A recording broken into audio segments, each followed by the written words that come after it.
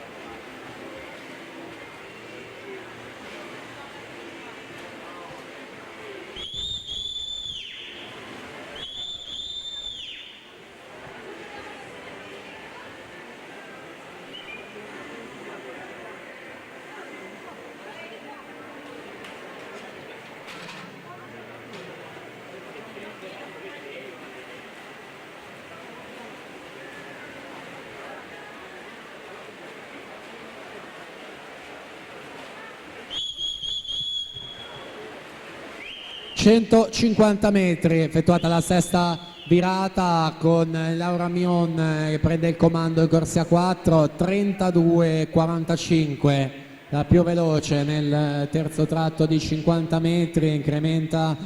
allungando ulteriormente l'atleta tesserata per lo Sporting Club Noale, quindi lanciatissima verso la vittoria di questa batteria e verso il primo riferimento cronometrico in arrivo come sempre dalla testa di serie 1, 2,6 e 15 per lei su Giorgia Cosetto, 2,7 e 13, quindi Francesca Tartaglia terza con 2,7 e 76. Si prosegue con la quinta e penultima batteria.